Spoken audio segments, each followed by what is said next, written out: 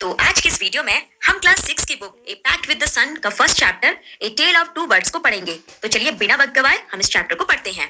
एक समय की बात है, एक जंगल में एक चिड़िया अपने दो नवजात बच्चों के साथ रहती थी। उसका घोंसला एक लंबे और छायादार पेड़ के ऊपर में था और वहीं वो अपने दोनों नवजात बच्चों की दिन रात देखभाल करती थी। एक दिन एक बहुत बड़ा तूफान आया, बिजली चमक रही थी, बादल गरज रहे थे और बहुत जोर की बारिश हो रही थी और साथ में बहुत तेज हवाएं चल रही थी, जिस कारण बहुत से पेड़ टूट गए। और इसी तेज हवा के कारण जो लंबा सा पेड़ था जिस पर चिड़िया का घोंसला था, वो भी उस तूफान में टूटकर नीचे गिर गया। एक बड़ी सी भारी शाखा इनके घोंसले से जा टकराई, जिसकी वजह से जो मादा चिड़िया थी वो मर गई।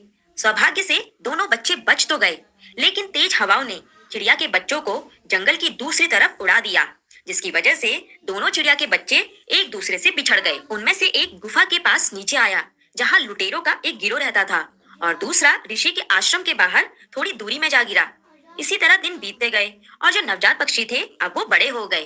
एक दिन देश का राजा शिकार करने के लिए जंगल में आया। उसने हिरण को देखा और उसका पीछा करने लग गया। हिरण का पीछा करते करते राजा जंगल के एक बहुत गहरे भाग में जा पहुंचा और अपना रास्ता भटक गया। रास्ता ढूंढते ढूंढते राजा बहुत थक चुका था, इसलिए वो अपने घोड़े से नीचे उतर गया और एक पेड़ के नीचे बैठ गया, जो कि एक गुफा के पास में ही था। उसी पेड़ पर बैठा पक्षी अचानक से राजा को देखते ही डाकू से कहने लगा कि जल्दी करो, इसके सारे गहने और इसके घोड़े को छीन लो, वरना ये भाग जाएगा।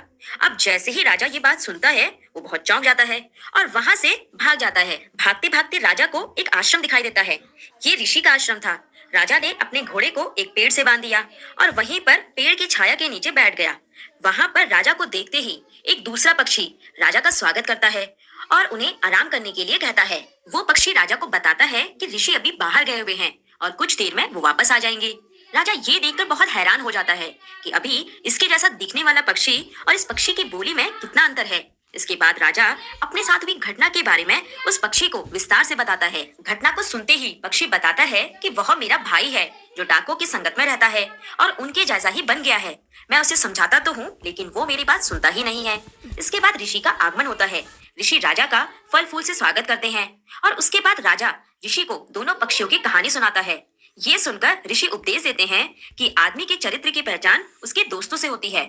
बुरी संगत का असर बुरा होता है और अच्छी संगत में रहकर आदमी अच्छा हो जाता है। तो इसी के साथ ये चैप्टर समाप्त होता है।